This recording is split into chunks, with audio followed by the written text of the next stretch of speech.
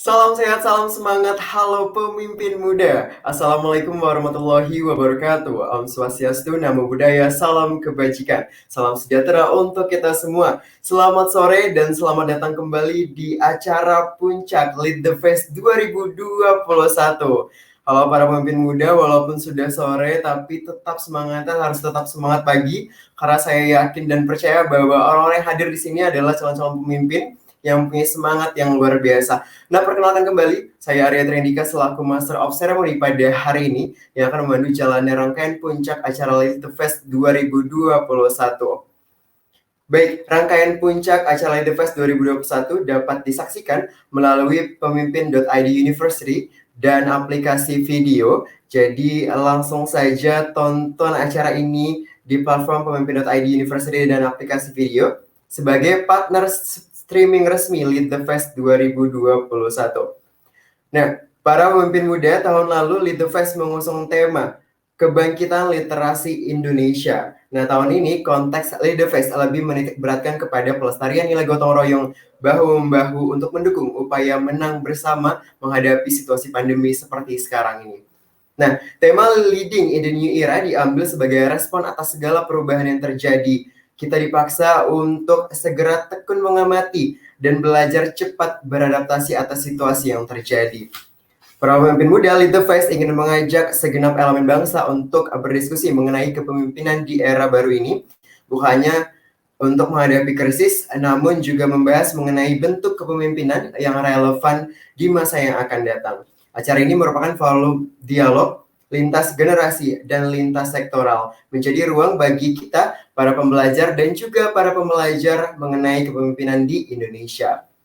Nah, luar biasa sekali rangkaian puncak acara Lead the Fest 2021 ini terselenggara dengan luar biasa berkat dukungan oleh PT Paragon Technology and Innovation dan juga rekan resmi media, Metro TV, Media Indonesia, Medcom.id, Hipwi, Sonora FM, Kompas TV, Solo Post, ayobandung.com, dan detik.com. Dan juga tentunya tidak lupa dukungan dari para kolaborator organisasi yang turut menyukseskan acara Lead the Fest 2021.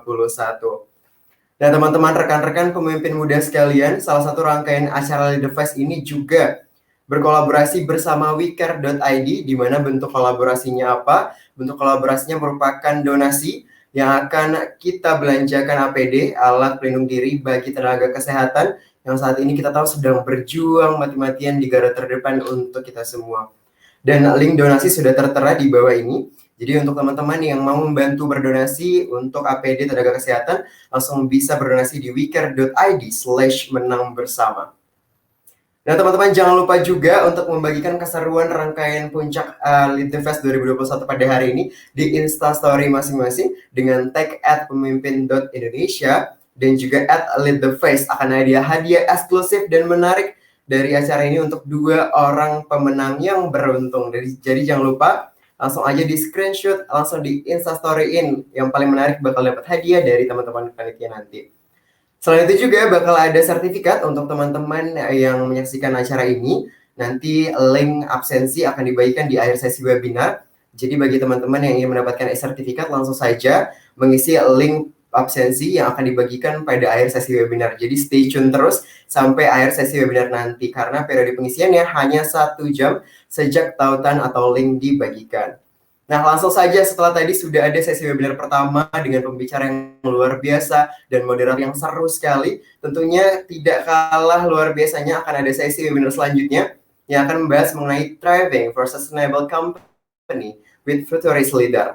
Dan moderator pada sesi kali ini merupakan Group Head of IT Business Partner Paragon Technology and Innovation, yaitu Ibu Cici Utami. Langsung saja kita undang ke tengah-tengah kita.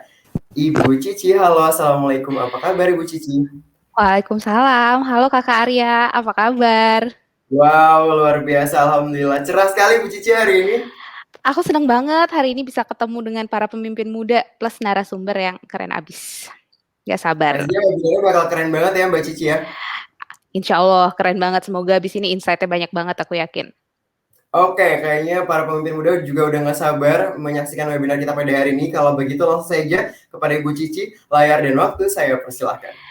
Oke, terima kasih Kakak Arya yang sudah membuka sesi webinar hari ini. Semangat pagi pemimpin muda. Perkenalkan saya Cici Utami yang akan memandu sesi hari ini. Senang banget sore-sore begini bisa ketemu pemimpin muda semuanya untuk membahas topik yang keren abis, Striving for Sustainable Company with Futurist Leader. Jadi kita akan coba bahas bagaimana peranan pemimpin futurist untuk keberlangsungan dan keberlanjutan perusahaan. Kenapa topik ini saya bilang keren abis? Karena ini lagi hype dibahas di mana-mana dan katanya ini adalah salah satu skill yang harus dimiliki oleh pemimpin zaman sekarang supaya yang selalu berhadapan dengan banyak ketidakpastian. Oke, terus what can you count on coming your way in 2021 kalau kata orang-orang, more ambiguity, uncertainty, dan change. Kalau dulu mungkin para pemimpin muda kenal istilah VUCA gitu ya, volatility, uncertainty, complexity, dan ambiguity. Sekarang ada istilah baru nih, TUNA, turbulent, uncertain, novel, ambiguous gitu. Jadi makin ketidakpastiannya itu makin susah untuk diprediksi.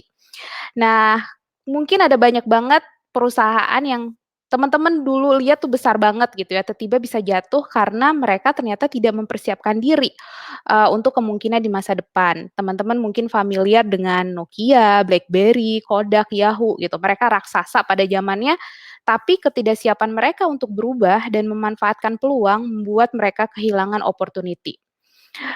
Jadi kelihatan banget pentingnya seorang pemimpin bisa mempunyai skill untuk melihat masa depan, eee, kayak kalau seolah tuh jadi cenayang gitu ya, supaya perusahaan ataupun organisasi yang dikelola tidak kehilangan opportunity untuk berinovasi. Hari ini kita akan kupas tuntas bagaimana kita sebagai seorang pemimpin muda bisa memiliki kualitas mumpuni untuk bisa memimpin di era sekarang. Harapannya dari diskusi hari ini teman-teman bisa mendapatkan ide dan sudut pandang baru dari narasumber hebat kita mengenai masa depan kepemimpinan terutama di sektor swasta. Saya langsung aja kenalkan narasumber kita hari ini. Yang pertama gitu ya, CEO dari PT Paragon Technology dan Innovation, perusahaan yang sudah meluncurkan Putri, Wardah, Makeover, dan Emina, mengusung inovasi untuk bisa menciptakan produk berkualitas tinggi yang dicintai konsumen dengan harga terjangkau dan nggak hanya fokus pada wanita Indonesia, kita juga sudah meluncurkan KAF, brand pria untuk bisa membuat para pria juga glowing gitu ya dan menenangkan hati. Oke, kita panggil saja Mas Salman Subakat ke stage. Halo, halo Mbak Cici, halo pemimpin Indonesia. Wih, halo Mas Salman, apa kabar? Baik, baik, baik. Oh, sibuk apa sekarang Mas? Kita kayak lama juga nggak ketemu ya. Ini work from home yang ekstrim ya. Iya, udah kayak ketemu udah lama banget. Mas Salman Jadi bawa sehat? kantor IT loh Mbak Cici. Oh, itu lagi di kantor IT. Oh, padahal saya udah kayak 1,5 tahun nggak ke sana. Mas Salman sehat, Mas? Sehat, sehat, sehat. Oh, sehat. Lagi sibuk apa nih? Pasti yang lain pada penasaran. Aduh, ini CEO-nya Paragon lagi sibuk apa ya? Lagi mempersiapkan apa nih untuk masa depan? Kalau sibuk, ya itu benar sih. Kalau mungkin gini ya, masa depan itu ya tergantung persiapan kita sekarang kan.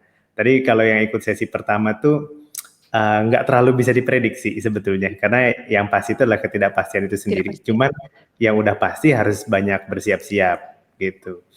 Nah kalau misalnya topiknya pasti kalau pemimpin masa depan tuh harus menguasai teknologi dalam arti bukan berarti harus coding kan, teknologi itu luas gitu ya. Digital literasinya harus bagus gitu, terus harus ngerti bisnis. Maksudnya harus ngerti bisnis itu gini ya, kalau dimanapun juga itu melihatnya sebagai suatu bisnis nih Mbak Cici. Gitu ya, kalau tadi langsung ngebuka ya.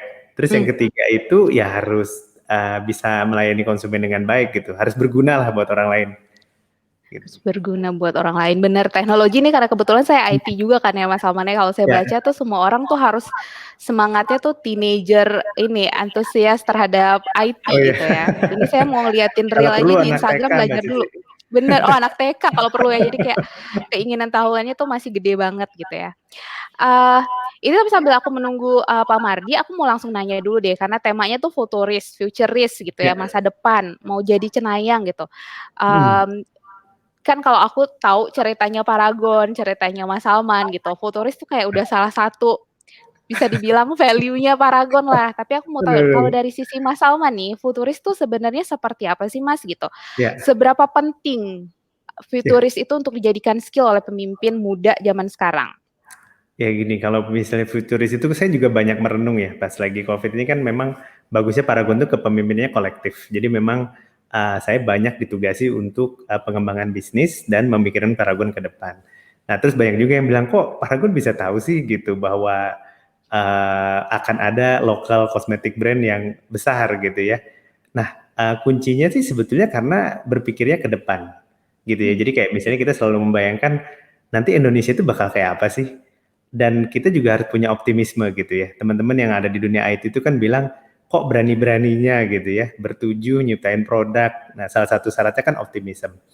Nah, waktu itu contoh futuris ya, kita ngerasa nggak mungkin dong orang Indonesia itu cinta banget gitu sama produk dalam negeri waktu itu, tapi nggak punya local produk yang mereka banggakan. Kita waktu itu cara futuris contohnya ya, sama batik bangga gitu ya. Kalau sama produk-produk kerajinan, kalau buatan Indonesia sama Thailand, nggak apa-apa ya nyebut negara tetangga ya. Udah mulai shifting tuh waktu itu. Terus waktu itu, oh ya nanti Indonesia akan punya ekosistem kosmetik yang gede juga nih kayak Korea. Waktu itu udah kerasa, somehow kita ngerasa. Nah akhirnya terbukti kan. Nah kalau mau ngomong futuris lagi, kalau kosmetik udah jadi tuan rumah di negeri sendiri, apalagi nih yang harus jadi tuan rumah di negeri sendiri. Nah, cuman futurisnya itu sendiri dari mana tuh Mbak Zizi? Dari ngobrol-ngobrol sebetulnya.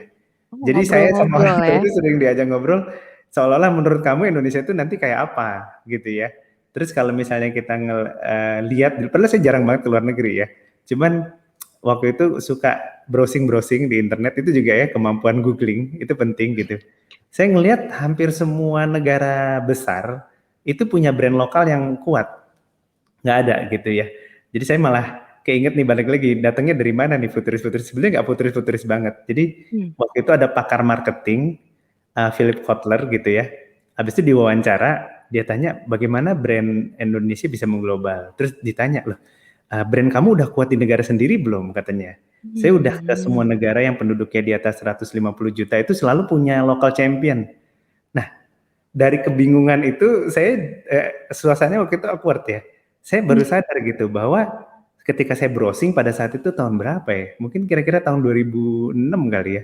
Saya lihat memang hampir semua negara besar tuh punya brand lokal yang kuat gitu.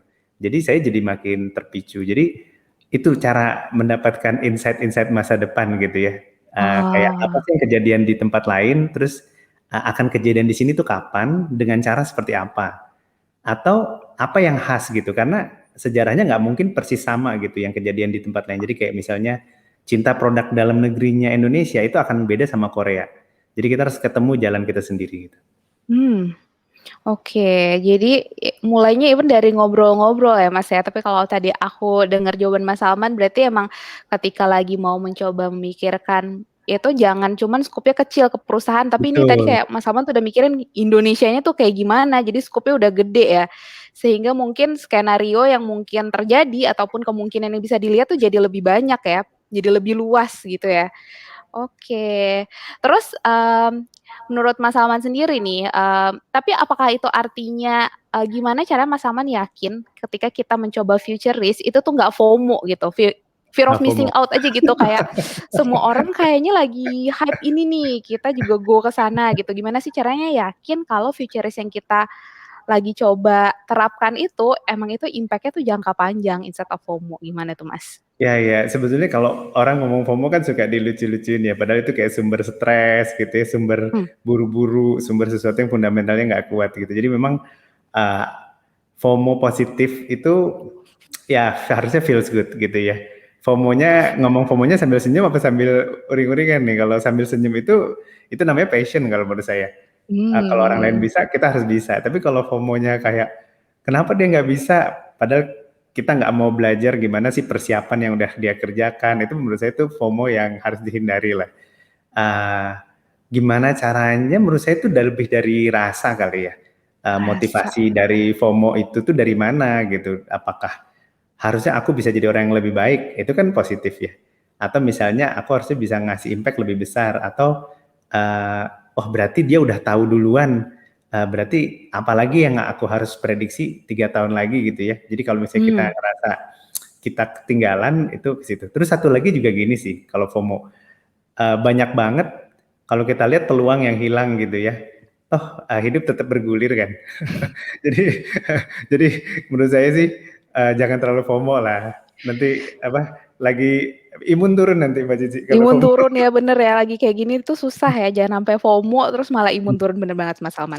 Mas Salman ini seru banget, tapi aku hold bentar ya, kita panggil nih narasumber kita kedua biar makin seru nih ngobrol-ngobrolnya gitu ya. Jadi para pemimpin muda, aku panggil ke stage narasumber kita kedua, CEO dari PT Nutrifood Indonesia, siapa nih yang nggak kenal Tropicana Slim, Nutrisari, WRP, Elemen, Hilo, Wedang, dan terakhir nih ada yang baru nih Lokal Latte gitu ya.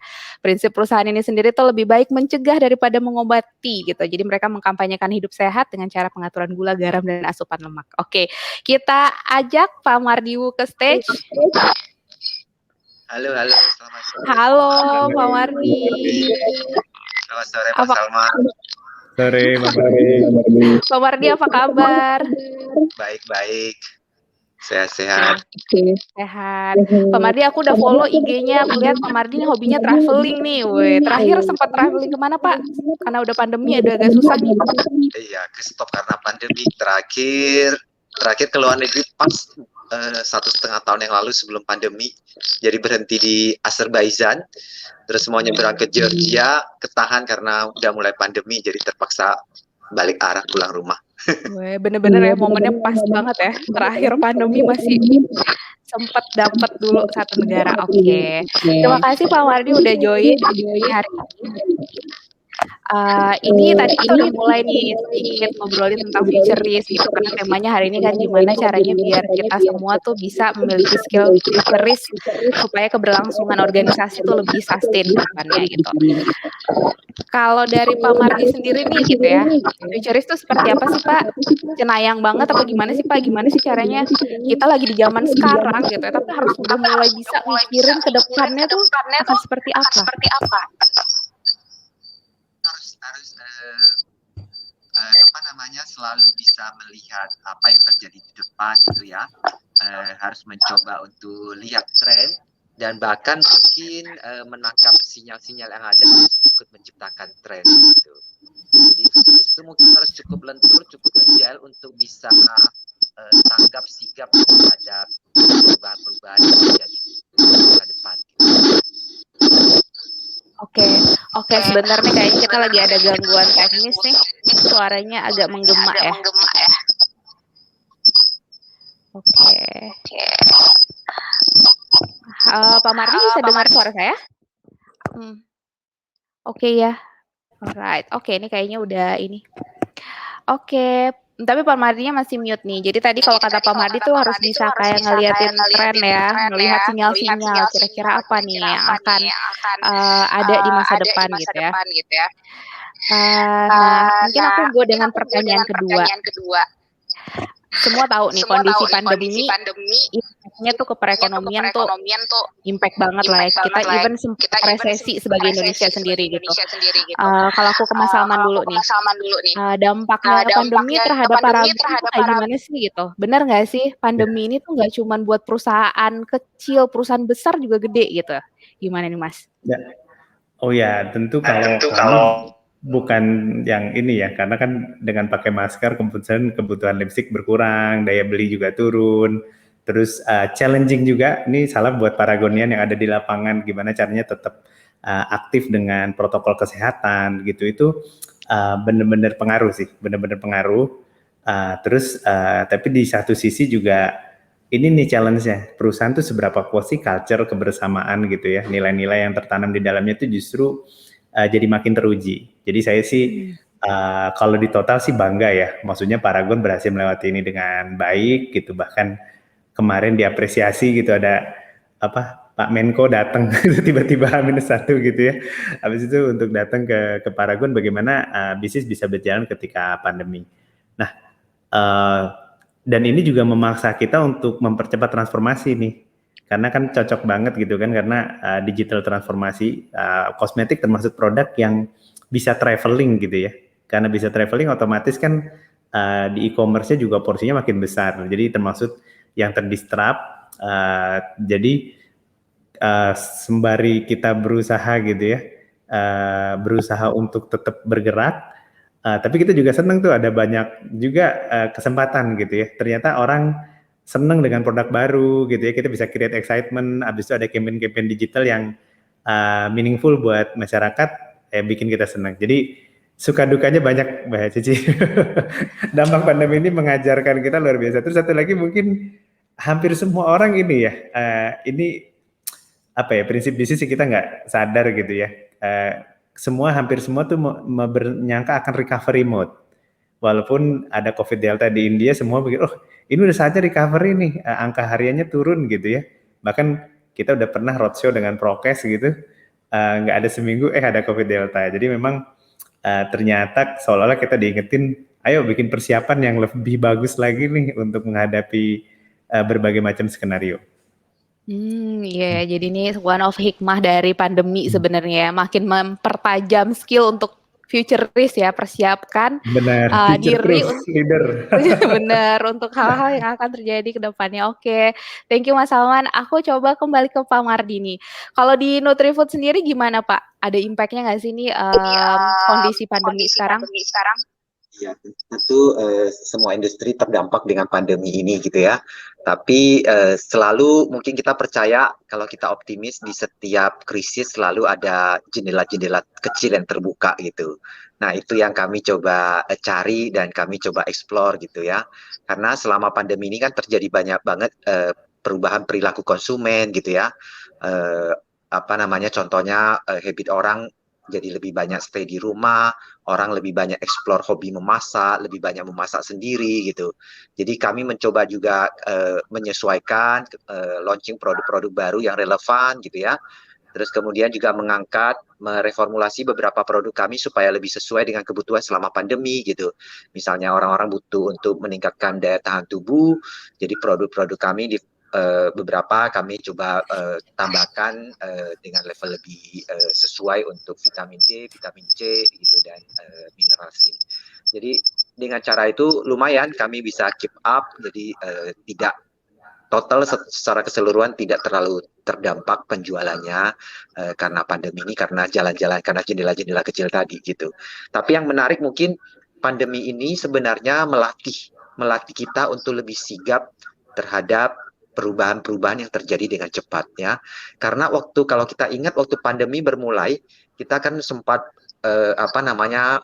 panik, terus kemudian karena ada lihat pandemi terjadi, terus begitu banyak perubahan. Tapi sebenarnya kemudian tahun ini begitu varian Delta dengan dampak yang jauh lebih besar, kan buat kita jadi kayak wow, yang kemarin kita alami itu gelombangnya nggak seberapa, ini jauh lebih heboh gitu ya. Nah mungkin ini sekaligus melatih kita jangan lupa bahwa kalaupun ini pandeminya agak mereda gitu ya, tantangan ke depan perubahan akan terjadi mungkin makin cepat gitu ya. Belum selesai pandemi kita sudah mulai disibukkan dengan isu-isu global warming yang makin menjadi ancaman, menjadi makin nyata gitu ya. Gimana seandainya benar kalau sebagian dari Indonesia kemudian tergenang gitu ya, permukaan air laut naik, Jakarta benar-benar sebagian tempat itu tergenang secara permanen, itu tantangannya akan merubah banyak hal. Jadi mungkin ini juga pandemi ini melatih kita untuk menyiapkan kita untuk lebih agile ke depannya. Makanya buat pemimpin-pemimpin muda yang ada di forum ini, sebenarnya ambil hikmahnya pandemi ini jadi sekolah. Sekolah untuk apa? Sekolah untuk lebih agile, untuk belajar tentang agility. Bagaimana kita menanggapi masa depan yang terus berubah dengan lebih cepat dan bagaimana kita bersiap menghadapinya. Gitu Mbak Cici. Terima kasih Pak. Jadi biar bisa lebih tangkas gitu ya. Ini tuh sekolah selesai nih pendidikannya, kita jadi orang yang lebih wow lagi gitu ya, lebih tangguh, lebih tangkas. Oke. Aku ke pertanyaan berikutnya nih, karena pertanyaannya ada banyak nih, karena banyak banget yang pengen kita gali gitu ya. Mungkin aku ke Mas Salman lagi nih. Sebagai CEO gitu ya, apa sih yang jadi fokus utama di tengah kondisi seperti sekarang ini Mas Salman? Ada banyak kan stakeholder ya, karyawan, customer, supplier gitu. Even kayak yang lain-lain yang akan merasakan impact, benefit dengan apapun keputusan yang diambil gitu. Aku penasaran, apa yang mungkin berhasil di masa lampau gitu, dengan kondisi sekarang tuh belum tentu itu bisa berlaku di masa sekarang ataupun di masa depan gitu ya. Gimana sih Mas Salman dijadiin fokus sama pembelajaran yang Mas Salman dapat di kondisi seperti saat sekarang? Oke, jadi yang pasti yang terdampak langsung dari COVID itu sendiri ya. Jadi kayak tempat tutup itu udah pasti nggak berlaku. Tapi sebenarnya kalau semangat culture kerjasama sih sama gitu ya. Karena sebelum ada COVID pun semua industri udah terdisrupt kan oleh kompetisi, oleh digital gitu. Jadi banyak yang tadi makanya ada COVID itu bukan merubah tapi harus memaksa kita mempercepat perubahan itu jadi lebih cepat. Jadi Mbak Cici mungkin yang di IT ya, di sini sebagai moderator ya. Jadi apa yang 5 tahun dikompres jadi 2 tahun. Nah, di sini yang perlu mungkin leadership style-nya kali ya. Leadership style-nya juga harus lebih hati-hati gitu ya, nggak boleh terlalu ekspansif. Terus kalau kita ngomong yang paling penting, tentu yang paling penting kesehatan ya, baik mental maupun fisik itu nomor satu, karena nggak bisa kita punya kinerja yang baik kalau dua hal itu nggak terjaga dengan baik. Nah, terus yang kedua tadi ya mindset gitu ya, bahwa semua orang harus berubah kompak. Ini juga sama ya di kantor itu kan ada yang bisa WFH, ada yang enggak. Di situ juga kekompakan juga jadi ujian tersendiri gitu ya. Dan pada dasarnya kalau komunikasi antar divisi lancar, mudah-mudahan sih saling mendukung. Itu dua ya. Terus yang ketiga itu mungkin tadi ya langsung tadi dampaknya ke bisnis. Jadi kalau Pak Amar bilang jendela-jendela kecilnya ada di mana, ya itu juga harus gerak secepat mungkin untuk menjemput. Satu lagi mungkin kembalikan ke tujuan kali ya.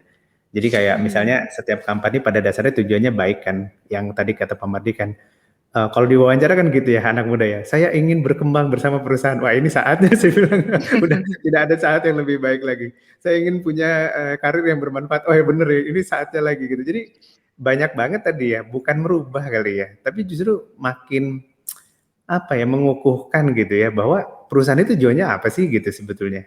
Kan selalu ya, perusahaan itu berkembang bersama dan bikin, jadi apa ya, kerja itu harusnya jadi lebih bermakna ya. Terus satu lagi juga menghargai apapun. Ini juga saya senang ya, orang Indonesia kan senang bersyukur ya. Jadi kalaupun lagi kerja keras, ketika COVID tuh, pertama bersyukur dulu masih ada pekerjaan. Gitu juga apa teman-teman juga mungkin bersyukur juga masih ada kegiatan, masih bisa ketemu di Lead the Fest, itu juga penting. Jadi bersyukur sama optimis yang tadinya mungkin pilihan sekarang udah harus jadi keharusan gitu Mbak Jessy. Oh, oke bener. Jadi ini COVID nih jadi pandemi kita tuh jadi katalisator ya. Kalau tadi selain kita jadi pribadi yang lebih strong setelah ini, even organisasi pun ini adalah momen untuk mengukuhkan diri supaya organisasinya tuh juga makin kokoh dengan value sama purpose-nya gitu ya. Sehingga semuanya tuh bisa beneran bisa berkolaborasi dengan baik. Thank you Mas Salman. Oke, Pak Mardi, aku ke Pak Mardi ini sekarang ya. Gimana sih Pak, kalau tadi kan banyak nih sebagai CEO tuh pasti banyak banget keputusan yang harus Bapak ambil kayak right now gitu, karena kalau nggak diambil sekarang nih, ya udah action-nya tuh nggak akan bisa dilakuin gitu ya. Gimana caranya waktu mengambil keputusan di tengah kondisi yang tidak menentu, tidak pasti, yang change is inevitable gitu ya.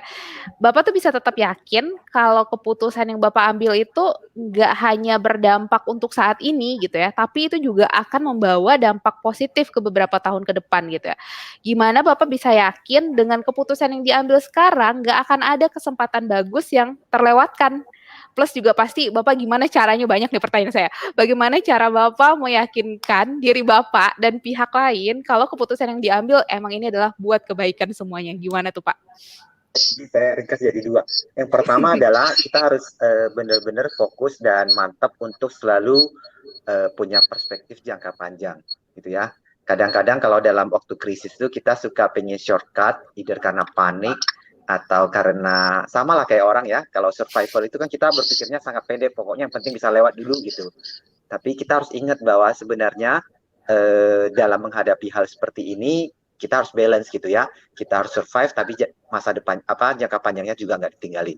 Jadi pertama adalah membalance itu dan menjaga fokus itu supaya perspektif jangka panjangnya jangan hilang gitu. Itu pertama. Kedua, bagaimana yakin bahwa keputusan yang kita ambil secara cepat itu tepat dan juga melihat perspektif jangka panjang. Saya percaya bahwa kayaknya ada kendala nih sepertinya. Oke, Pak Mardi seperti ada kendala. Aduh, maaf ya para pemimpin muda, ini adalah sesuatu hal yang harus kita maklumi di tengah kondisi online seperti sekarang. Oh, sudah kembali lagi. Baik. Apakah Oke, cukup Bapak. terdengar jelas? Ya. Iya, Baik. silakan Pak. Tadi baru sampai mau yang kedua. Oke, kita masuk yang kedua. Jadi saya percaya bahwa kolaborasi itu penting banget untuk meyakinkan bahwa keputusan kita itu benar, gitu ya. Kepala satu orang itu mungkin resiko melesetnya jauh, gitu ya. Ada deviasi, ada kesalahan, probability-nya itu sangat besar. Tapi kalau keputusan itu lebih kolektif setelah bisa mendengarkan lebih banyak pihak, gitu, itu mungkin ketepatannya akan lebih tinggi. Makanya penting banget untuk mengambil keputusan dalam masa-masa seperti ini, lebih melihat berbagai perspektif.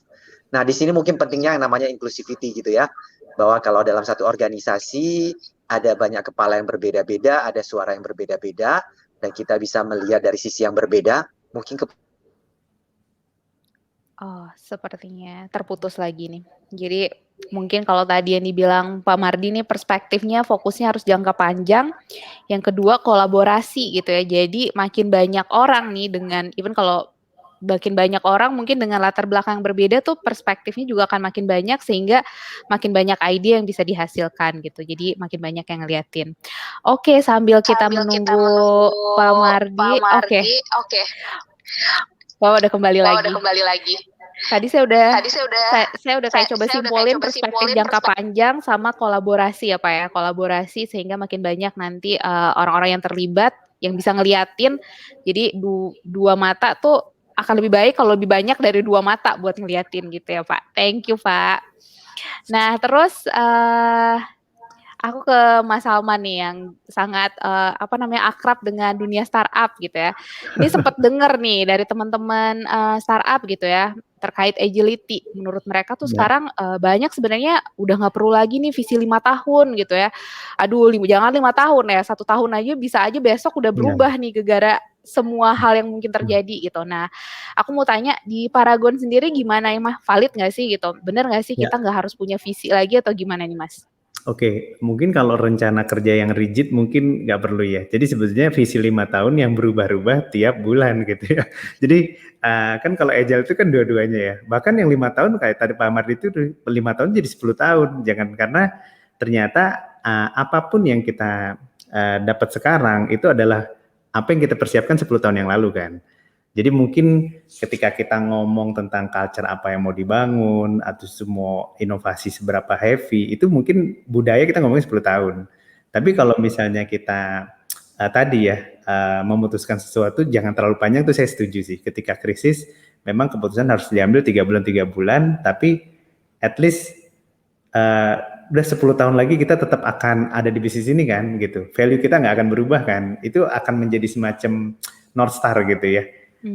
Jadi saya tuh paling seneng tuh agility itu ada konsep yang pertama tuh gini, agility itu dua-duanya gitu ya, jangka panjang juga dapat, jangka pendek juga dapat. Makanya tadi harus setiap keputusan itu harus melibatkan sebanyak mungkin orang, baik yang mikirin jangka panjang maupun jangka pendek gitu. Terus mungkin kita jangan terjebak di tyranny of or gitu ya, tyranny of or gitu ya. Jadi maksudnya harus mikir jangka pendek dan jangka panjang gitu. Jadi lepas dari tyranny of or dan masuk ke the beautiful world of N gitu ya.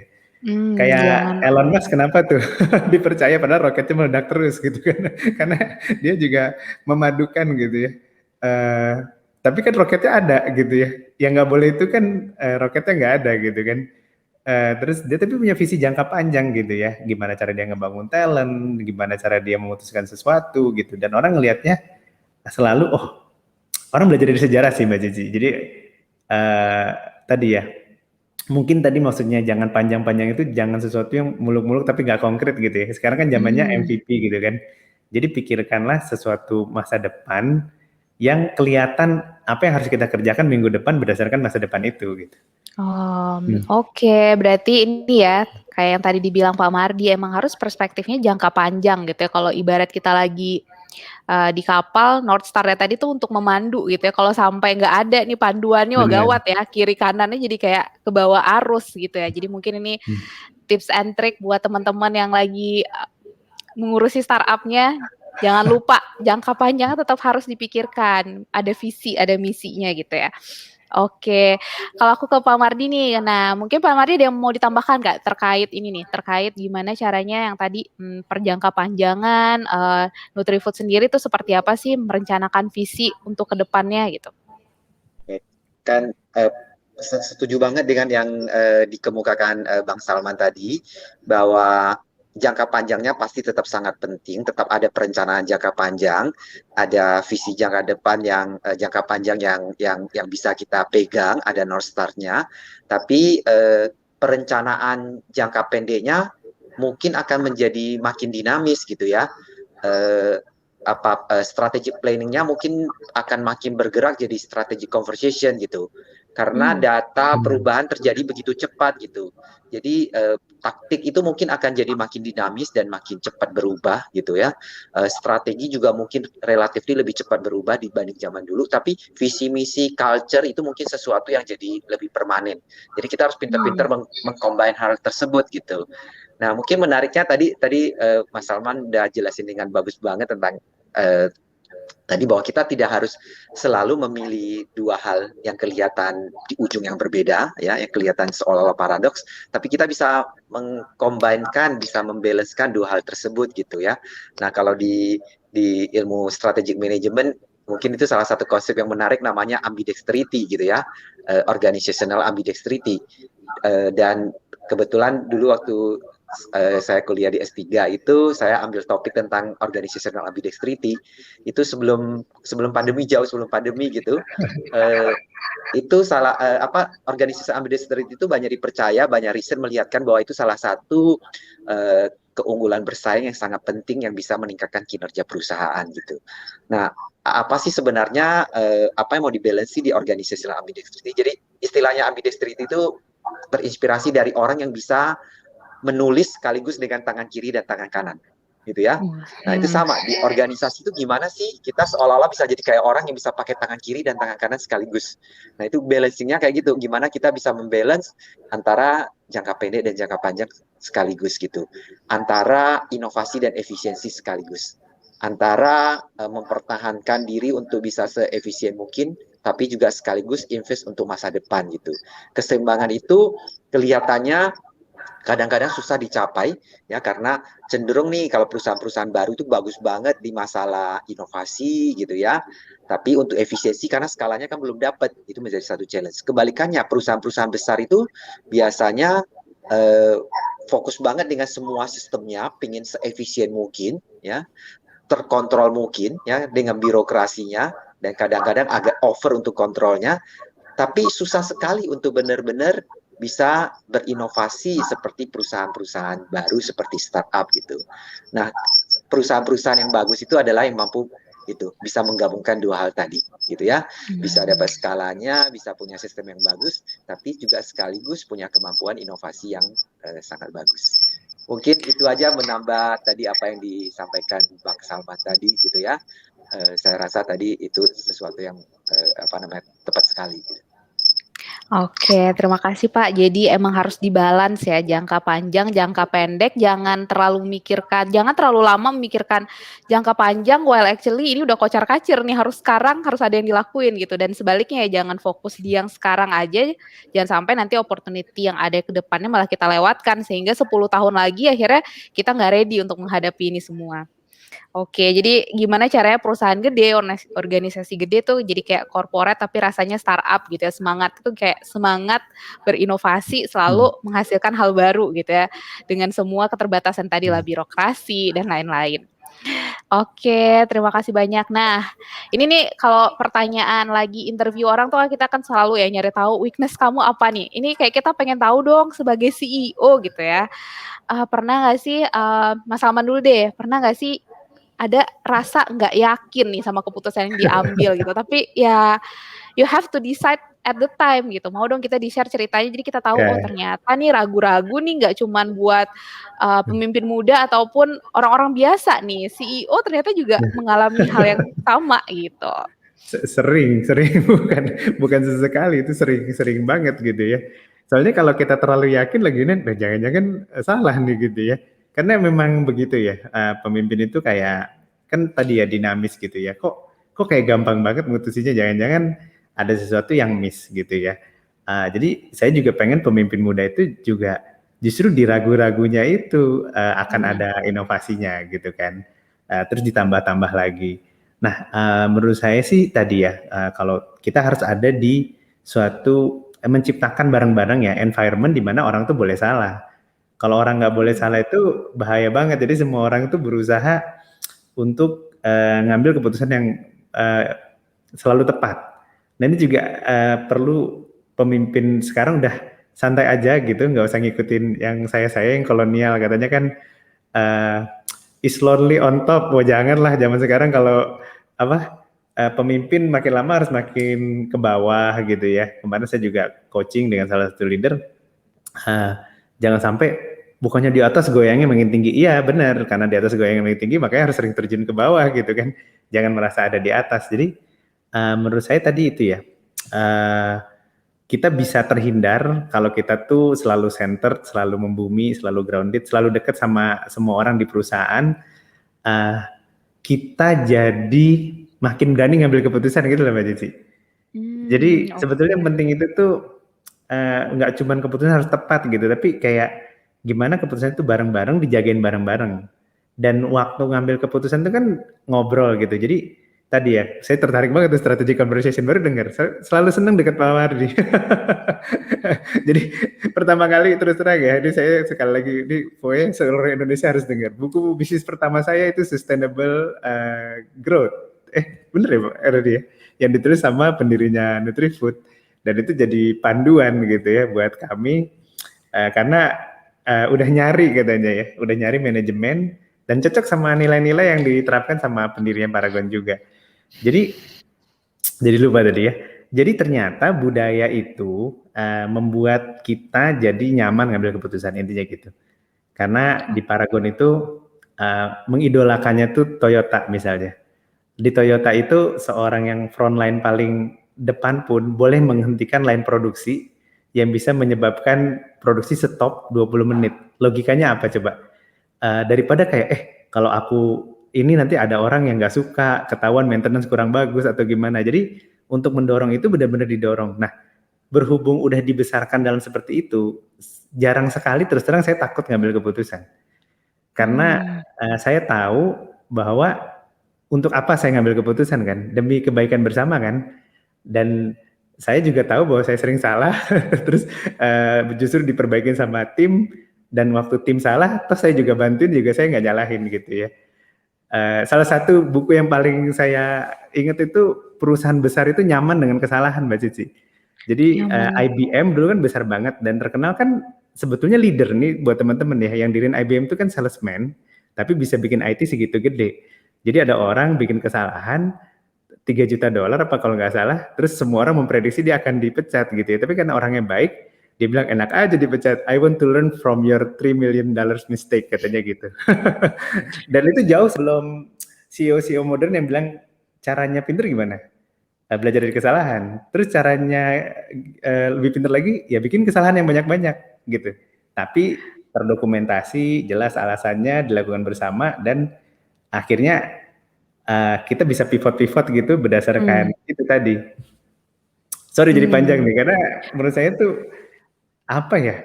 Kalau niatnya baik itu bukan kesalahan ya, namanya apa tuh? Kekhilafan gitu. Selalu Kesalahan tuh ada nggak ini ya, disiplin. hikmah, Jadi nggak jangan sampai gini loh. Ada orang merasa saya melakukan sesuatu yang benar untuk alasan yang salah, nah gitu ya. Nah itu justru yang malah nggak termaafkan tuh gitu. Jadi lebih baik salah tapi niatnya baik gitu, daripada benar tapi ujungnya nggak baik gitu. Oke. Ini ya risk per mistake. Tapi Mas Salman sendiri nih, kalau misalnya nih pernah nggak sih beneran ternyata keputusannya salah nih, oke lah ya kita kasih spare buat mistake gitu ya. Terus setelah itu Mas Salman, apa yang Mas Salman lakuin? Kan banyak mungkin orang setelah ngambil keputusan salah, terus kayak abis itu tuh kayak jadi kayak nggak berani lagi ya, kayak semua yang dilakukan ke depannya jadi malah takut-takut nih, kayak aduh ini salah lagi gimana gitu. Mas Salman ngelakuin apa gitu? Mau dong diceritakan pengalamannya gitu. Kalau menurut saya yang penting tadi ya, ini kan sistem, kita harus kalau gini, kalau mau menghadapi VUCA tadi kan nggak mungkin nggak salah. gitu. Jadi saya menghibur diri dengan semua pimpinan pernah salah. Jadi bahkan jadi tergantung apa yang kita cari sih. Jadi gini, kalau mau jadi pemimpin nggak pernah salah nggak mungkin Mbak Cici, pasti pernah salah. Maka carilah cara salah dan bangkit yang bagus. Misalnya Steve Jobs pernah dipecat, jalan gitu kan. Habis itu mungkin Google nggak menerima loh semua ide, makanya ada Facebook apa. Jadi memang saya tuh meyakinkan diri saya adalah nggak apa-apa salah selama sistem dan budayanya dibangun untuk kita selalu belajar dari kesalahan tersebut. Nah, cara meyakinkannya gini Mbak Cici, lah itu buktinya Steve Jobs mungkin Apple nggak akan bisa jadi sekarang kalau dia nggak ngawur dulu gitu.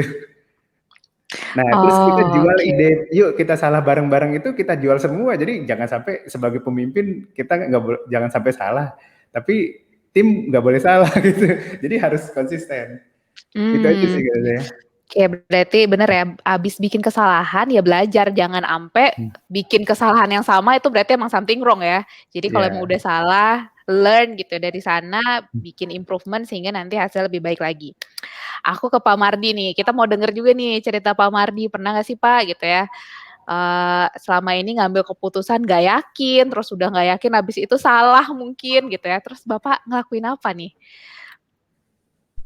Ini kayaknya jawabannya udah diborong sama Bang Salman, karena kita selalu sepaham, bacaan bukunya sama gitu ya. Tadi seperti yang disampaikan Bang Salman.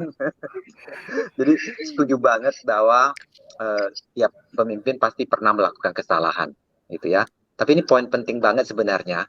Dan saya rasa mungkin samanya saya sama Bang Salman, samanya Nutrifood sama Paragon ada di titik ini. Di mana kita bisa maju adalah bagaimana kita bisa membangun organisasi yang tidak menggunakan ketakutan untuk memanage, tidak mengatur atau tidak mengelola dengan ketakutan. Banyak sekali perusahaan yang menggunakan ketakutan untuk mengelola perusahaannya, gitu ya. Kan banyak sekali di luar sana organisasi yang menggunakan prinsip stick and carrot. Kalau kamu salah, saya hukum. Hukumannya harus jelas dan adil gitu, ya.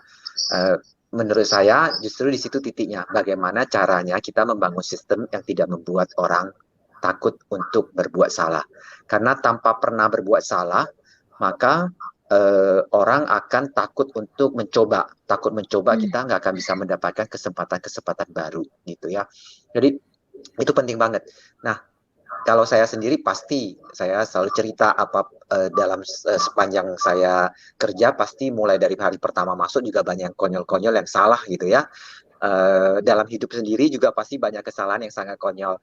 Dalam hal setelah jadi CEO, ada nggak sih keputusan-keputusan yang nggak tepat? Ada, pasti ada gitu ya. Banyak bahkan bisa diceritain. Tapi ya semoga salahnya nggak di titik yang sama berkali-kali gitu kan. Kalau salah pertama ya kita belajar, tapi kalau salah berkali-kali ya kita nggak belajar sebenarnya.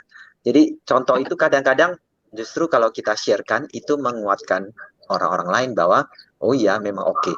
Jadi memang kita harus bangun sistem yang memungkinkan orang untuk berani bahwa nggak apa-apa saya coba, saya salah tapi lesson to learn-nya dapat apa gitu ya. Dan bahkan kadang-kadang supaya orang tidak takut dan orang berani berbuat salah adalah sharing kesalahan kita gitu. Ini bisa kita lakukan di berbagai level, misalnya pada saat pimpinan dalam satu tim, pimpinan di satu tim, kemudian sharing atau lagi ngobrol dengan timnya, itu mencoba bisa sharing tentang kesalahan yang pernah dilakukan dan lesson learn-nya apa gitu ya. Atau misalnya kalau kita merekrut orang-orang baru, coba tanya ya, kalau rekrut orang yang tidak pernah berbuat kesalahan, nah menurut saya kalau saya sih nggak akan terima gitu. Orang yang nggak pernah berani mengakui kesalahannya itu nggak akan bisa maju. Jadi salah satu pertanyaan yang mungkin bisa ditanyakan pada saat wawancara gitu kan. Iya, kesalahan apa yang pernah kamu perbuat sampai hari ini dan apa yang pelajaran didapat? Itu sesuatu yang penting banget.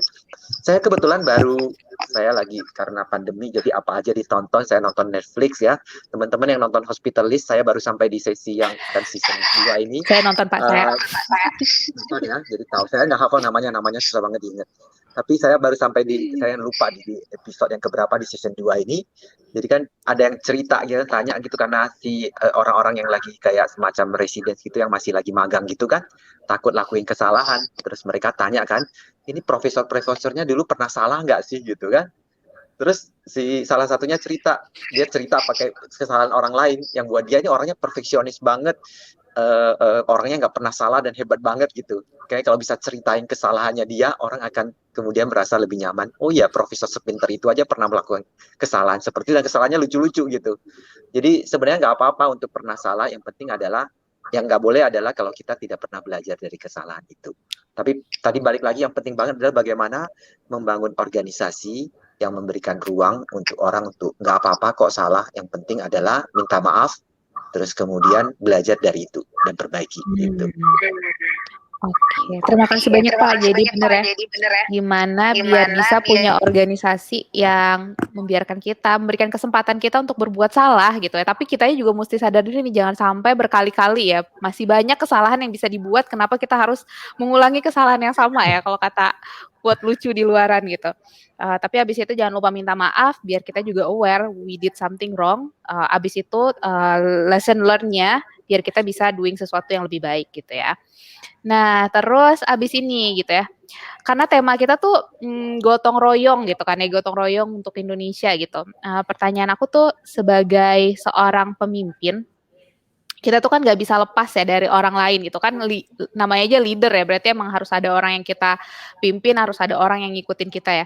Gimana caranya membuat supaya tim ataupun people gitu mau bergotong royong nih, terutama di perusahaan ya, di tengah ketidakpastian gitu kan, semuanya deg-degan, aduh ini perusahaan akan seperti apa, penjualan turun terus gitu, penjualan belum naik, itu pasti akan ada kan behavior ataupun orang-orang tuh mungkin bisa aja jadi demotivate gitu ya.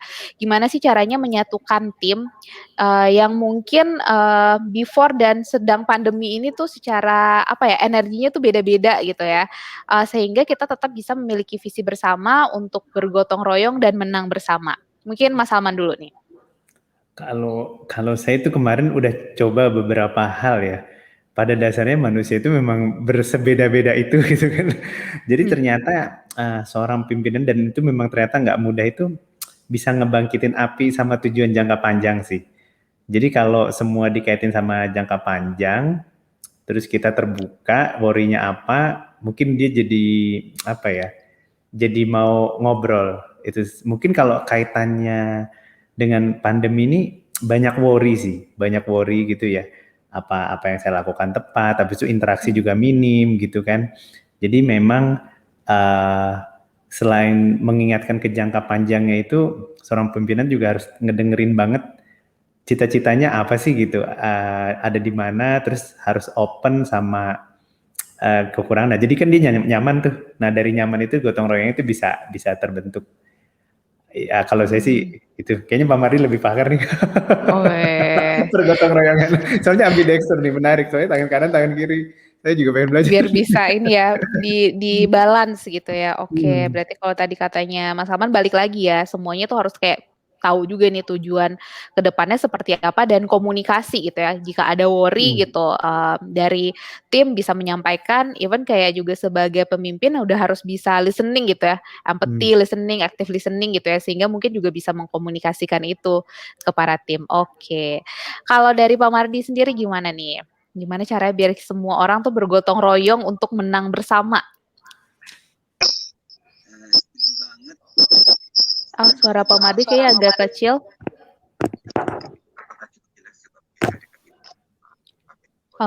Di aku nggak kedengaran. Apakah cukup jelas sekarang? Yes. Dah. Ya. Jadi kalau gotong royong, mungkin kita balik lagi, yang penting adalah tujuannya kan. Kalau orang-orang tahu bahwa purpose-nya mau apa, mungkin orang-orang akan lebih termotivasi untuk mencapai tujuan. Dan kita tahu kalau mencapai tujuan itu dalam organisasi pasti perlu kolaborasi dan perlu bersama-sama. Itu yang pertama. Yang kedua, mungkin yang tidak kalah pentingnya adalah kita perlu lihat sistem kita gitu kan. Apakah benar sistem kita membuat orang benar-benar mau berkolaborasi, mau bergotong royong gitu. Kami kebetulan agak unik, saya nggak tahu di tempat Mas Salman seunik kami nggak dalam soal managing performance gitu. Di tempat kami kan nggak ada performance appraisal gitu ya. Jadi tempat kami benar-benar karena tidak banyak lebih diutamakan kolaborasinya, jadi lebih tidak ada gesekan-gesekan seperti itu. Seluruh sistem dibuat orang untuk bisa bersama-sama berkolaborasi gitu ya. Dan yang paling penting mungkin hindari culture blaming ya. Kalau ada culture blaming, terus orang akan cari-cari salah, ini salahnya siapa gitu. Nah, kalau kayak gitu kadang-kadang terus orang kemudian jadi enggan bekerja sama. Nanti saya bantuin malah saya kena disalahin gitu ya. Jadi mungkin balik lagi yang penting adalah lihat sistemnya, apakah benar sistem kita memang bisa membantu untuk membuat orang untuk benar-benar mau berkolaborasi dengan baik gitu. Oke, berarti balik lagi ya ke purpose gitu ya, habis itu kolaborasi. Sama kayak tadi kita habis menyediakan ruang untuk orang-orang bisa berbuat kesalahan dengan budaya yang jangan sampai nge-blaming gitu ya, benar juga sih. Kalau udah ada blaming tuh orang-orang pasti pada takut ya, udah takut jadinya malah nggak mau action habis itu. Ini kayak Paragon sama Nutrifood nih secara value-nya deket banget ya. Satu perguruan. Ini satu perguruan kayaknya. Ini kan kalau buat anak-anak zaman sekarang kan sebenarnya kerja tuh bukan cuman sekedar kerja ya. Mungkin kalau zaman dulu nggak tahu ya, kalau baca-baca kan zaman dulu like people working emang buat dapetin benefit, compensation. It's like very different dengan anak-anak muda zaman sekarang kan. Mereka bekerja tuh karena mau ada purpose-nya, mau ada tujuannya gitu. Ini kayak Paragon sama Nutrifood nih kayak menjawab keresahan anak muda zaman sekarang yang pengen bekerja gitu. Tadi udah ada bocoran even kayak pertanyaan interview dari Pak Mardi gitu, jadi udah bisa disiapin tuh jawabannya. Oke, nah ini pas banget.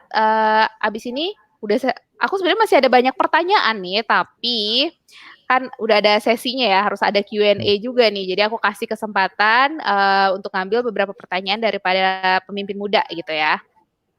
Oke, tunggu sebentar aku menunggu pertanyaannya dari kakak-kakak panitia. Oke. Ini pertanyaan pertama gitu ya. Selamat sore, nama saya Wika Sriwahyuni dari Bogor, izin bertanya.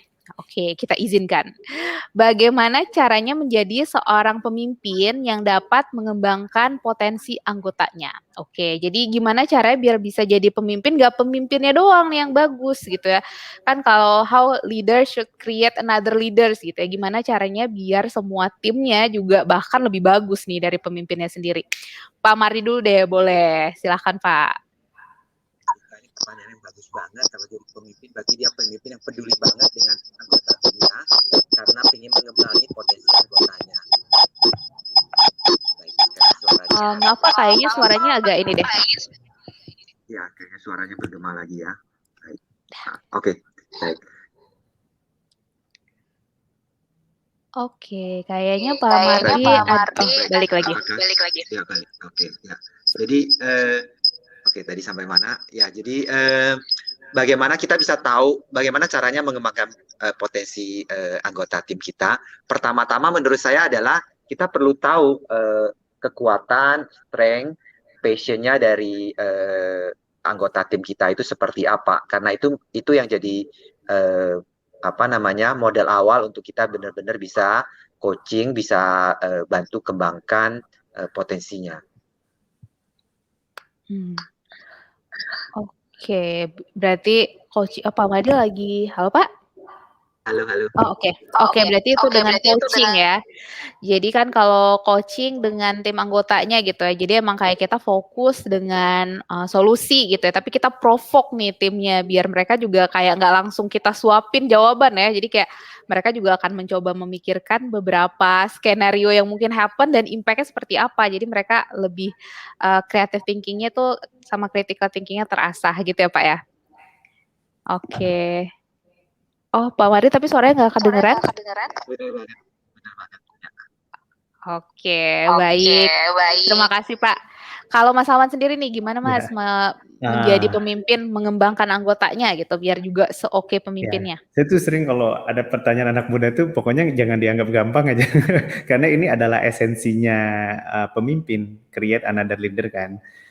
Jadi kalau tipsnya, pertama dibikin serius. Jadi datanya gitu ya. Kadang-kadang kalau pemimpin itu kan yang anak muda tuh suka terlalu dominan. Jadi pakai assessment center banyak tuh di ISC, MBTI, sebanyak mungkin lah sampai keluar potensinya. Terus kita juga harus yakin semua orang tuh juga berpotensi ya, itu juga penting, punya belief.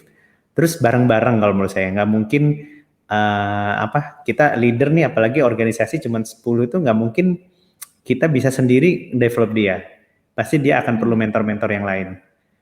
Kalau dari segi multiple intelligence saja, orang yang suka science, suka seni, suka komunikasi itu udah beda. Kan nggak mungkin kita yang bisa ngedevelop kan. Jadi ketika kita udah tahu, udah ngobrolnya enak, kita juga harus carikan mentor yang tepat buat dia. Gitu. Jadi harus end to end sih. Kadang-kadang justru di konsistensi kita untuk ngembangin pimpinan itu yang ini. Terus salah satu caranya gini, mungkin kalau teman-teman kan pengennya cepet ya kadang-kadang ya, anak muda. Coba deh kita tuh mulai berpikir kalau siapapun yang ikut sama kita tuh punya rencana ngembangin itu at least 3 tahun. Organisasi itu 3 tahun, kepengurusan itu 3 tahun, terus habis itu di OSIS juga nanti kita akan bersama-sama 3 tahun. Kalau misalnya kita himpunan, kita rencanain tiap habis dari himpunan akan kembali lagi ke alma mater gitu. Itu juga akan membantu teman-teman untuk bikin program pengembangan potensi yang kuat dan langgeng gitu ya, langgeng sehingga bisa jadi kayak teman seperjuangan untuk waktu yang lama gitu. Itu sih kalau tadi, tolong dipanjangin, diseriusin, didalemin, hasilnya akan lebih bagus. Terus satu lagi juga jadi nggak keburu-buru, karena nggak mungkin kita ngembangin anggota kita buru-buru, pasti lama prosesnya. Oke, berarti tadi ada coaching, terus habis itu jangan lupa dicariin mentor gitu ya, karena habis itu belum tentu semua pemimpin yang ada itu mereka juga menguasai segala hal gitu ya, that's why mentor yang cocok tuh sangat berguna gitu. Kalau dari Pak Mardi sendiri nih, coaching, mentor gitu ya, apa sih, mungkin aku menyambung dengan pertanyaan tadi ya, apa sih yang harus dilakukan nih sama anak-anak muda ini sendiri nih, kita nih sebagai orang yang dipimpin gitu, gimana sih caranya biar kita tuh juga punya energi yang sama untuk bisa jadi seorang pemimpin yang baik? Mengenali diri sendiri itu hal yang sebagai titik mulainya ya. Jadi kita perlu mengenali diri, merefleksi diri dengan baik gitu. Dan satu hal yang penting menurut saya adalah saya pernah baca dan saya percaya the power of positivity. Jadi kadang-kadang jauh lebih efektif mengembangkan diri dari segi strength kita diperkuat dibanding dengan kita setengah mati mencoba menambal kekurangan-kekurangan kita gitu. Jadi itu kadang-kadang orang mencoba dengan segala cara untuk memperbaiki kekurangan, hasilnya mungkin nggak seberapa dibanding dengan orang yang berfokus pada kekuatannya terus mengembangkan kekuatan tersebut. Wah, bener banget ya Pak. Selama ini tuh kan karena pertanyaan interview, what is your strength, what your weakness gitu ya. Orang-orang tuh mungkin banyak fokus ya udah nih udah ketahuan nih weakness-nya apa, bener-bener kayak weakness-nya yang difokusin. Sometimes kita lupa kita perlu sharpen the shout juga ya. Hal yang mau udah bagus ya dipertajam lagi biar mungkin impact yang ditimbulkan tuh even bisa berkali-kali lipat bagusnya gitu ya. Oke, alright. Kalau dari pengalaman saya malah orang-orang yang memang datang dengan kekurangan tertentu, kadang-kadang kita just harus belajar menerima selama itu bukan sesuatu kekurangan yang sangat signifikan. Karena orang lahir dengan keunikan gitu, dan memang susah. Tapi kekuatannya itu, sesuatu yang dia passionate, itu jauh lebih gampang dan begitu dia diasah, dia akan jadi orang dengan potensi yang luar biasa. Oh benar. Jadi manusia tuh nggak ada yang sempurna ya. Jadi emang harus sebagai pemimpin, kadang kita juga harus punya tolerance yang range-nya agak sedikit ditambah gitu ya. Jadi kayak ketika ngelihat emang ada yang dirasa, aduh kayaknya kurang gitu. Mungkin kita bisa kayak ngelihat how nanti bisa mengembangkan positif dari timnya kita gitu. Oke, cool banget nih, cool banget. Jadi teman-teman pemimpin muda gitu ya, kalau dari teman-teman sendiri gitu selama ini kayak suka ngelihat, aduh aku kurangnya banyak gitu ya, nggak bisa A, B, C, D, E gitu. It's good actually you try to improve yourself, tapi juga jangan lupa lihat sisi positif yang dipunya dan itu coba untuk terus dikembangkan. Jangan puas gitu dengan sisi positif yang udah ada, tambahkan terus biar kita jadi yang lebih banyak. Oke, alright. Pertanyaan kedua nih. Nanti aku takut kalau aku nanya lagi nggak kebagian nih penanya yang lain. Oke, ini dari Anissa, dari Makassar, jauh nih. Sebelum adanya pandemi COVID gitu ya, apakah Bapak sebagai CEO sudah memikirkan krisis apa yang akan dihadapi ke depannya, serta bagaimana menghadapi krisis tersebut? Wah, udah sempet jadi cenayang belum nih gitu ya sebelum COVID ini terjadi? Aku ke Mas Salman dulu boleh, Kalau silakan ini Mas. saya selalu punya cerita favorit. Jadi sebelum itu kami workshop, habis itu ada seorang CFO dari Malaysia, dia akan jadi CEO, dia bilang, kamu harus punya dana sekian-sekian katanya. Oh kenapa besar banget Pak katanya. Karena bisa terjadi pandemi kata dia. Jadi orang Malaysia sama Hong Kong itu udah pernah kena SARS kan.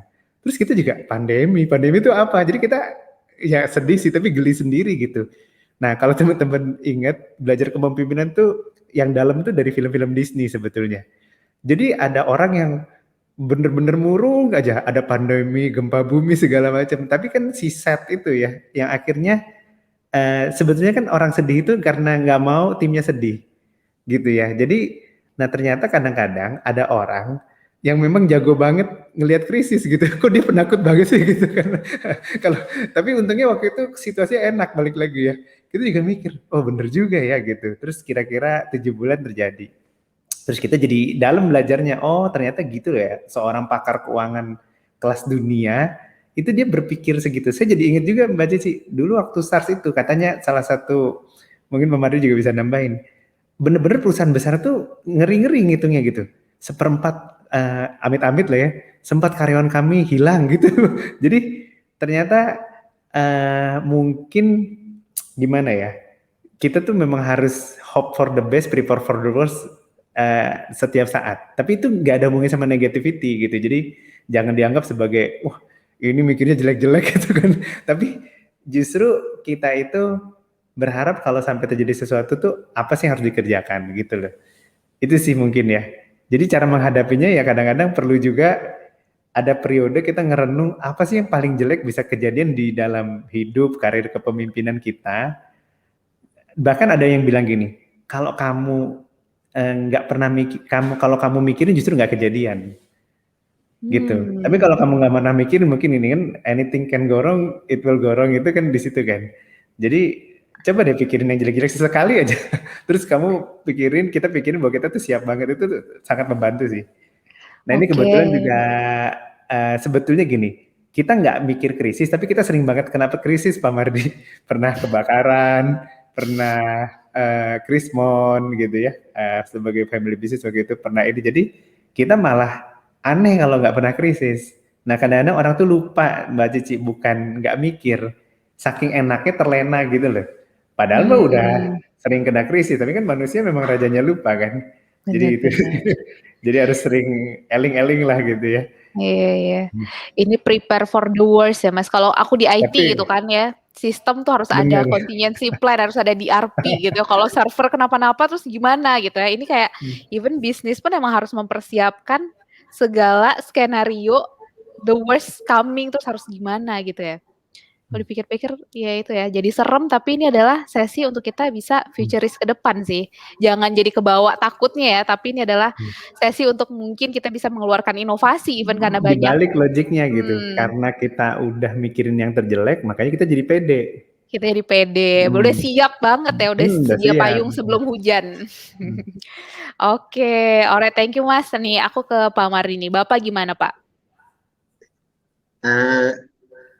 Iya, kalau pandemi persisnya mungkin tidak terbayang ya, tidak terpikirkan. Tapi kami punya filosofi bisnis yang lebih baik mencegah daripada mengobati. Jadi bukan cuma dalam hal kesehatan, tapi juga dalam cara bekerja. Jadi kayak tadi yang Mbak Cici ceritakan, selalu harus punya backup plan, selalu harus punya simulasi. Jadi mungkin juga Krismon tahun 98 itu kan sebagai sesama survivor, semua yang survive dari pernah mengalami keadaan yang lebih buruk dari pandemi secara ekonomi ya, karena kalau selama pandemi ini at least ya kami masih beroperasi, cari jalan baru, tidak sebegitu terganggu. Tapi kalau pas Krismon dulu kan benar-benar tuh pabrik tutup beberapa bulan gitu, benar-benar gak produksi. Jadi itu yang mungkin belajar dari kesempatan itu, kami selalu buat simulasi what if, bagaimana kalau sesuatu terjadi gitu ya.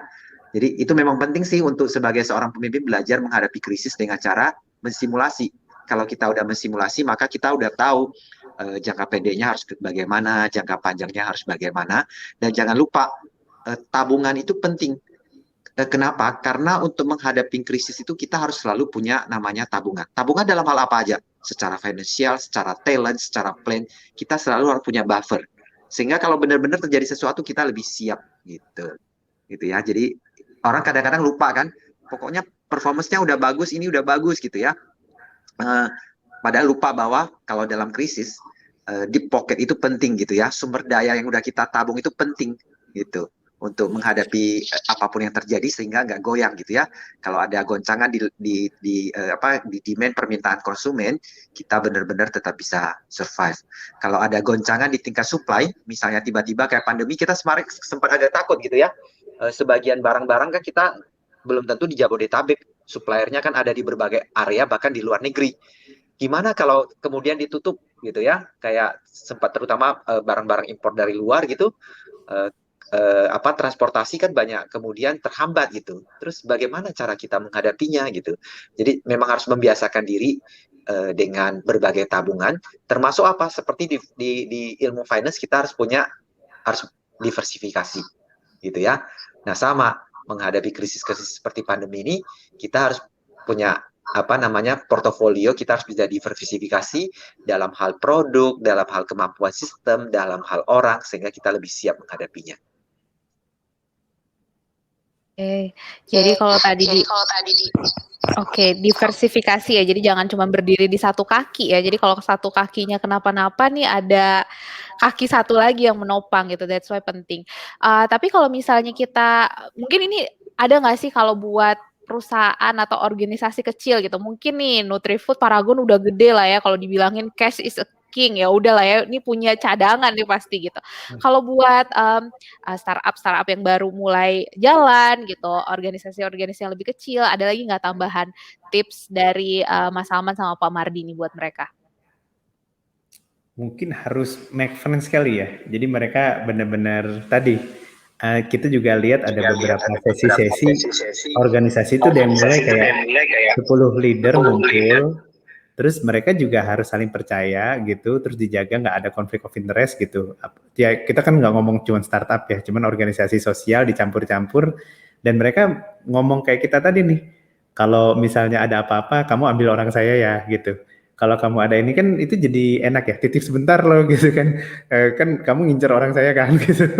Cuman dibikin simulasinya gitu. Jadi saya rasa insurance kan gitu ya sebetulnya ya. Itu kan tanggung renteng. Jadi sebetulnya budaya gotong royong itu bisa banget dipakai. Dan sekarang itu udah banyak protokolnya intinya. Loh kalau sama saingan gimana? Ya masa kalau kita ngumpul 5 orang yang nggak conflict of interest kan bisa. Terus kalau memang sifatnya supporting sesama entrepreneur nggak buka-bukaan kan juga bisa. Jadi sebetulnya teman-teman sekarang tuh punya banyak banget ide-ide sih yang bisa dibocorkan gitu ya. Ya sekarang zaman sekarang tuh bahkan ada satu organisasi misalnya let's say YLI misalnya, itu kan dari McKinsey misalnya. Itu aja bisa sekarang anak SMA atau anak kuliah mikir seperti McKinsey mikir. Itu baru McKinsey. Belum yang A, B, C, D itu udah banyak banget sekarang. Cari aja terus gitu ya. Yang penting apa yang bisa membuat teman-teman itu tadi yang sama Pak Mardi sama saya ngobrolin bisa nyaman, bisa bareng-bareng, bisa saling ngisi, karena udah nggak mungkin deh cita-cita besar itu cuman sendiri. Leader tuh harus punya temen at least 10 lah, dan dalam ya ngomongnya bukan wah ketemunya 3 bulan lagi gitu, ini benar-benar ketemu tiap bulan gitu. Itu kan yang bikin perusahaan gitu ya Pak Mardi ya, kita seneng sesama divisi, sesama leader ketemu itu asik gitu ya. Jadi kalau teman-teman yang di sini tuh harus ketemu, harus sering ketemu. Gitu. Jadi biar bisa kayak kita nih senyum-senyum gitu, tapi sebenarnya dalam hati deg-degan. Tapi kan at least bisa senyum gitu kan. Networking penting ya Mas ya, networking nggak bisa hidup sendiri lah ya manusia gitu, terutama kondisi sekarang. Oke. Kalau dari Pak Mardi ada tambahan nggak? Benar banget tadi yang disampaikan Bang Salman tadi bagus banget, itu mungkin prinsip gotong royong kita gitu ya, networking, kolaborasi, dan teman-teman itu bisa jadi saling bantu gitu pada saat krisis gitu kan. Tadi pertanyaannya kalau startup gimana kalau nggak punya sumber daya yang begitu kuat gitu, ya saling bahu-membahu itu menjadi satu sistem pooling yang cukup bagus gitu ya. Selain tentu kedua adalah tetap sih menurut saya mau pada level perusahaan besar, perusahaan kecil, itu sebenarnya selalu harus punya sistem reserve yang bagus gitu. Kadang-kadang orang, saya nggak tahu ya, tapi kadang-kadang mungkin sebagian startup bisa jadi menjadikan alasan kami kan masih kecil gitu, reserve-nya mau dari mana. Tapi sebenarnya waktu kita misalnya dapat funding pertama, dapat ini, sebenarnya secara financing itu perlu sangat prudence, perlu atur gitu bagaimana caranya kalau krisis terjadi. Gitu. Jadi selalu harus disimulasikan tabungan seperti apa yang harus saya punya gitu. Ya, jadi saya rasa itu tidak mengenal skala besar kecil sih, di semua skala itu masing-masing bisa cari pengamannya itu. Supaya pada saat ada krisis, apalagi yang besar seperti pandemi ini, kemudian bisa bertahan gitu. Saya rasa mungkin sebagian dari perusahaan kalau jatuh di saat krisis ya atau hilang di saat krisis, salah satu yang mungkin bisa disalahkan adalah karena tidak punya sistem support yang cukup kuat, tidak punya sistem buffer yang cukup kuat, ya. Kalau secara finansial kemudian jadi rapuh banget gitu, ya karena nggak dibangun dengan cukup prudence gitu.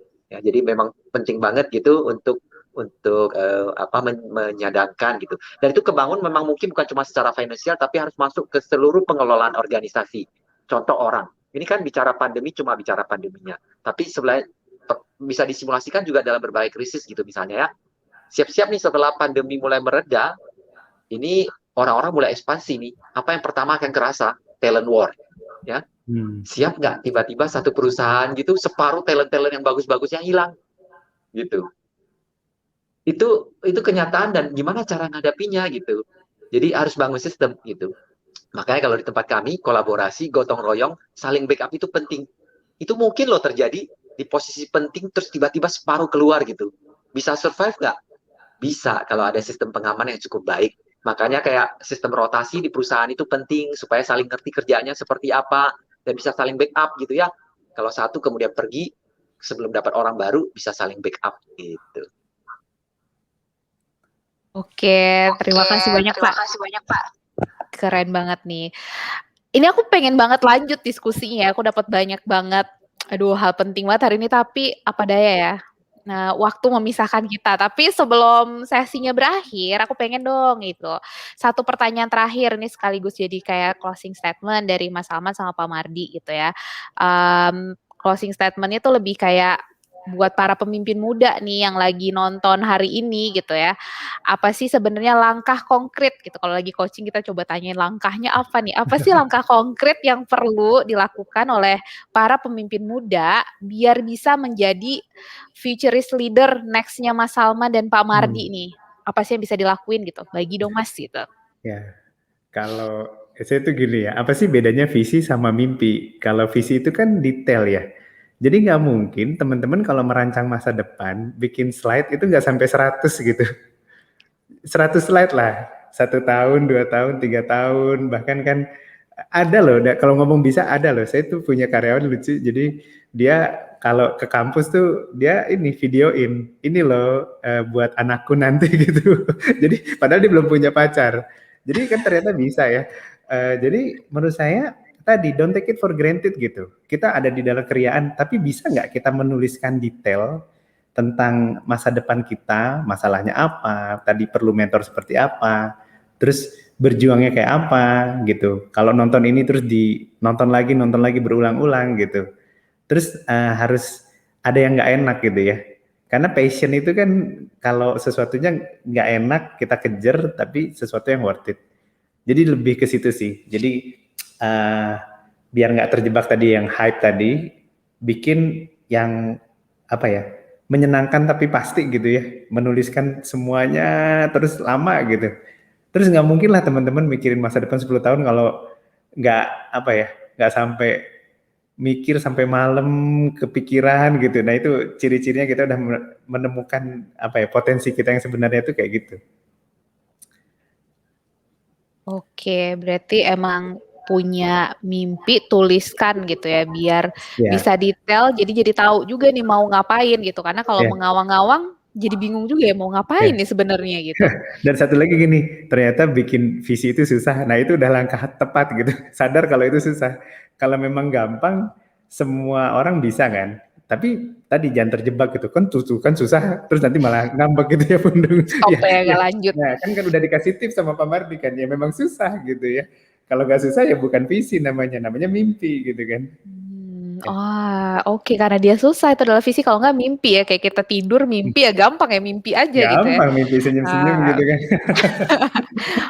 Oke, jadi emang harus punya visi dan coba didetailin biar kita juga tahu mau kemana. Oke, thank you Mas Salman. Aku ke Pak Mardi nih Pak, gimana Pak? Apalagi nih tips biar para pemimpin muda punya langkah konkret untuk bisa menjadi the next CEO perusahaan manapun atau even kayak menjadi futurist leader gitu. Futurist leader seperti tadi yang saya sampaikan di awal, kan kita bukan cenayang nih, susah untuk menebak-nebak apa yang ada di depan.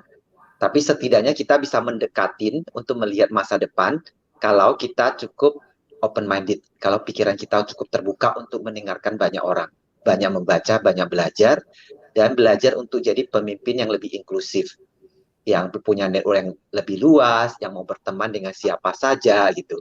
Ya, pada saat kita kemudian hanya mau dengerin orang yang kita suka dengerin dan jadi eksklusif, maka kita makin jauh dari kebenaran apa yang akan terjadi di masa depan. Ya, karena wisdom of crowd itu selalu saya percaya itu benar. Apa yang dilihat oleh banyak orang itu setidaknya mungkin akan lebih mendekati apa yang mungkin terjadi gitu. Jadi penting banget inclusivity dalam hal ini untuk bisa menjadi future leader yang baik gitu, untuk bisa melihat perkembangan-perkembangan yang ada terjadi di masa depan yang terjadi begitu cepat perubahannya. Kita harus belajar menjadi agile, tapi gimana cara jadi agile? Kita harus belajar untuk menjadi leader yang lebih inklusif, open-minded, dan mau mendengarkan dari siapa saja. Mungkin itu penutupnya. Oke, inklusif, open-minded, dan mau mendengarkan gitu ya. Ini kayak kalau diucapin emang terdengarnya gampang ya, tapi emang ini semua orang harus belajar gitu. Karena baik lagi kalau gampang ya mungkin itu benar-benar kayak nggak akan ada impact-nya ya, kayak ya udah aja gitu, emang butuh suatu proses untuk bisa jadi lebih baik. Aduh, ini terima kasih banyak banget Mas Salman, Pak Mardi gitu ya. Hari ini aku dan yakin juga pemimpin muda yang sekarang ini mengikuti sesi hari ini, kita belajar banyak banget. Kita jadi kayak kalau misalnya aku harus menyimpulkan, ini catatanku udah banyak banget gitu ya.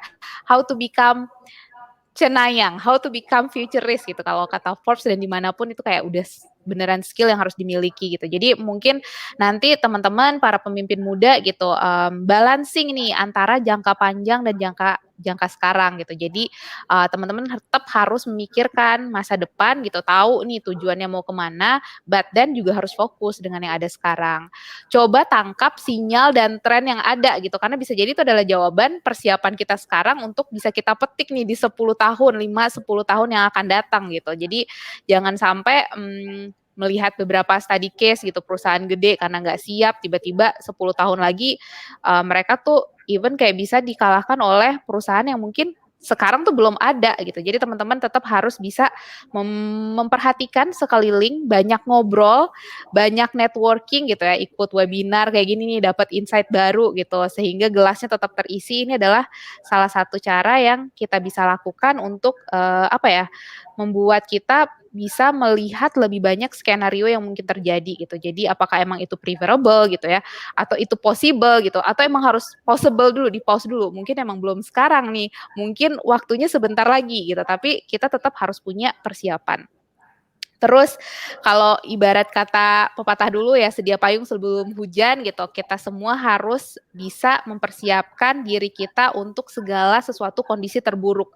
Selalu punya banyak what if. Jadi kalau ini terjadi, what should I do gitu. Kalau yang ini terjadi, apa yang harus disiapkan gitu. Jadi ketika nanti krisis datang atau ada hal-hal yang kita tidak harapkan datang, kita semua tuh bisa mengatasi itu bersama-sama.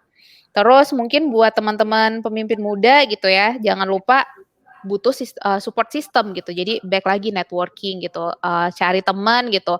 Kan kalau ibarat kalau kita temenan sama tukang parfum gitu, kita ikut ke ini ya, jadi wangi gitu kan ya. That's why cari teman yang emang memberikan aura positif gitu, nambah insight gitu. Jadi pilih-pilih juga nih teman yang akan dipakai untuk bisa membantu teman-teman nanti menjadi orang yang lebih baik lagi gitu ya.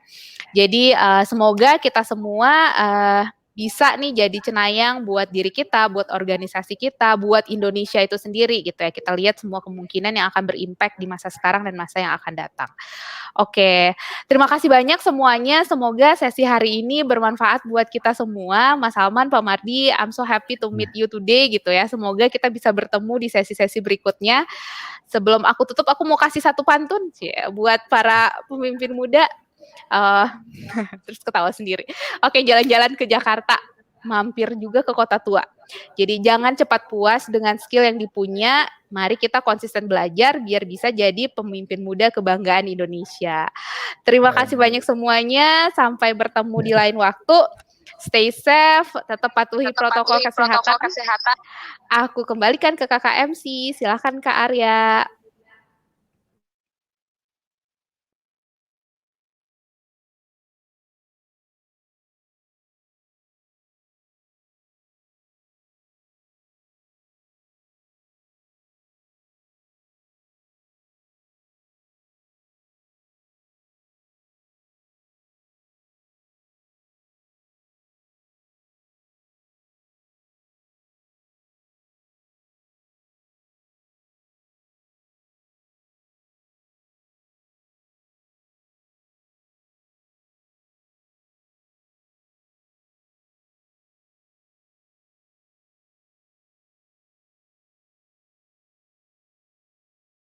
Kak Arya, suaranya nggak kedengeran. Halo Kakak Arya. Masih mute kayaknya, suaranya belum kedengeran. Belum? Coba lagi. Masih belum, kayaknya Kak Arya ada kendala nih. Oke. Coba lagi Kak. Suaranya masih belum.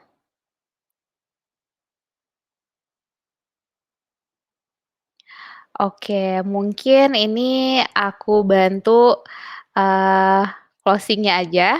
Oke, terima kasih banyak semuanya para pemimpin muda yang sudah datang di sesi hari ini. Semoga kita semua mendapatkan insight dari sesi hari ini. Sesi webinar ini merupakan rangkaian acara Puncak Lead the Fest 2021, tapi jangan lupa masih banyak sesi-sesi lainnya, jadi stay tune di sini. Terima kasih banyak semuanya, stay safe. Saya Cici Utami, mundur diri dulu. Assalamualaikum.